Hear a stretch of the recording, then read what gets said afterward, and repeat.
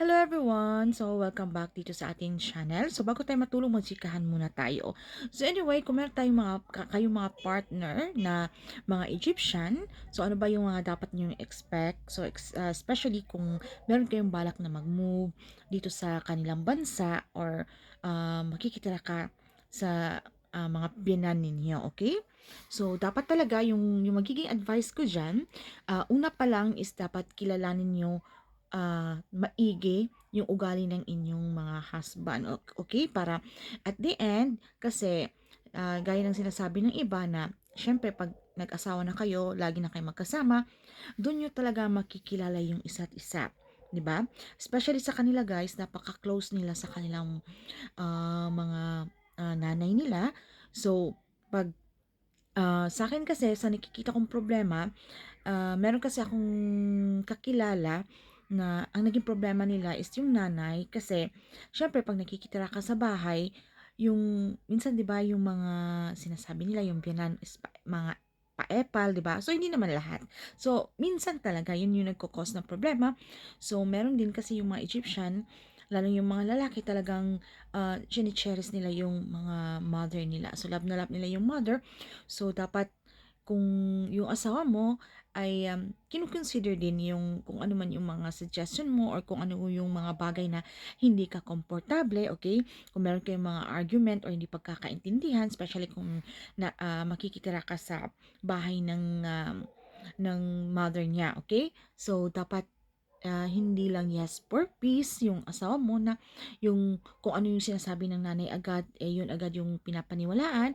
So yung sa'yo ay parang binabaliwala. So talagang magkakaroon ng problema. Kasi sa case ko naman, hindi naman talaga natin maiiwasan na merong mga hindi pagkakaintindihan, especially yung culture nila, iba sa culture natin. So, buti na lang yung husband ko, siya yung minsan pag merong mga misunderstanding. So, inaano niya yung side ko. So, parang siya yung taga-ayos at hindi naman nagiging matagal yung hindi namin pagkakaunawaan. So, alhamdulillah, nagkaka-okay din naman. So, normal lang yan sa pamilya. So, kasi for me talagang mahalaga na yung husband nyo rin talagang may sariling desisyon na hindi na lang laging okay naman sumunod sa mga nanay nila, pero kung talagang hindi ka na naging komportable or ito na yung nagkukos ng away nila o ninyo, okay, so dapat hindi lang talagang kinukonsidera din nila yung feelings mo, okay? Kasi meron din akong kasi nakilalang Pinay dito na iniwan niya yung mga anak niya guys dito sa Egypt, and then hindi niya nadala yung mga anak. So siya lang talaga, hindi ko alam kung anong problema, siguro hindi na nakayanan ni kabayan yung I don't know, hindi ko alam kung ano talaga yung rason, pero wala naman kasi talagang nanay na talagang mapipilitang umalis kung talagang hindi na talaga sagad or hindi na talaga niya kaya. Kasi hindi naman kasi, like sa sitwasyon ko is I'm thankful naman guys, kasi yung mother-in-law ko is or pamilya ng husband ko ay talagang mabait sila guys. So hindi sila kagaya ng iba na talagang yung talagang napaka-strict, yung talagang wag mong gawin yan, ganun. Tapos guys, meron din naman dito sa bahay, kasi for now, dito ako nakitira sa mother-in-law ko, as yung husband ko guys is nasa Egypt, nandun sa Abu Dhabi nag-work. So, nung nabuntis ako, so dito ako pumunta, ayun niya kasi ako sa Philippines guys, kasi ayun yung malayo kami. So, gusto niya dito ako sa family ng ano niya. Then, ang kagandahan naman dito guys, kasi hindi ka talaga obligado, hindi ako inoobligada na gumawa ng mga gawaing bahay, 'di ba? Yung iba kasi na yung ikaw talaga gagawa, pagsisilbahan mo sila, ikaw maghuhugas, maglilinis, ganun. So, in my case, hindi ako obligado. So, kasi talagang yung priority ko guys is yung aking since my baby akong maliit, so yun talaga yung priority ko guys. And syempre, CS ako, so hindi talaga ako nakakagalaw-galaw talaga. And then, syempre kung yung parang talagang initiative na lang, okay? Kung gusto mong gawin yan, edi gawin mo. So, ikaw na bahala. Kasi yung sa iba kasi yung talagang 'di ba, strict, tapos mahihiya ka na talagang ikaw talaga sa kusina, mag-aano ka talaga. So in my case, hindi naman. Okay?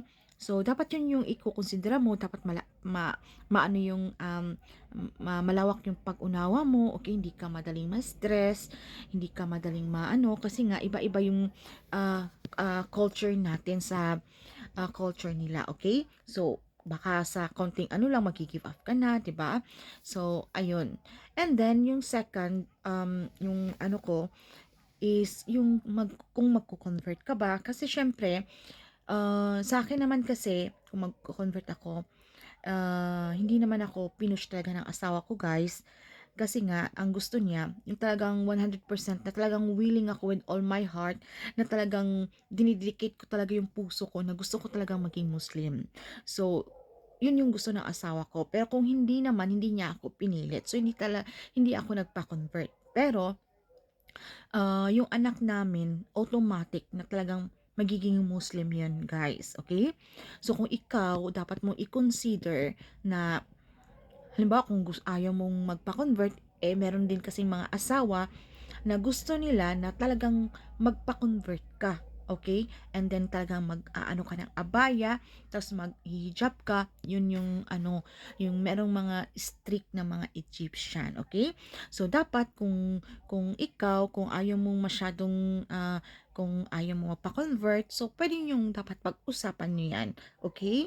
Ng partner mong Egyptian. So yung asawa ko naman, guys, hindi naman siya ganun ka-stricto. So, nasusuot ko naman kung ano yung gusto ko, pero wag lang yung talagang napaka-revealing nung harapan. So, dapat dress properly pa rin, okay? So, yung pag bumibili naman ako sa labas, kung meron akong gustong bilhin, nakakalabas naman ako, guys, pero dapat meron akong kasama.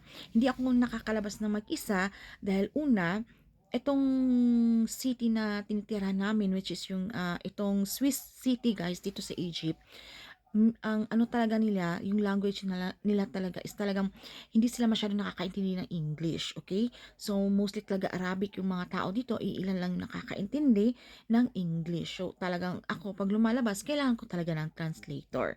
And, syempre, yung inaano rin ng asawa ko na hindi ako pwedeng umalis ng mag-isa. Syempre, kasi, minsan kasi, pag alam nilang tourist, so pag bumibili ka, yung mga presyo, yung parang tina-times 2 ganun ba, para iwas na lang gano'n. So, dapat may kasama talaga ako. Pero sa Cairo naman, guys, yung main city nila is talagang andun talaga is, lahat ng tao na, ng pagbibili ka sa store, nakakaintindi sila ng English, okay? So, dito kasi nahihirapan ako, guys, kasi yung iba, talagang Arabic talaga yung language nila. Iilan lang yung nakakaintindi ng, English. So, ayan lang muna, guys. At time check, it's 3:28. So, sa next vlog ay tatalakay na naman natin yung ibang topic. Okay, pwede kayo mag-comment down below kung ano yung gusto nyong i-topic natin. Okay, sa mga meron siyang mga partner na mga Egyptian. Alright? So, ayan lamang po and thank you for watching. Good night, mga Kachansky!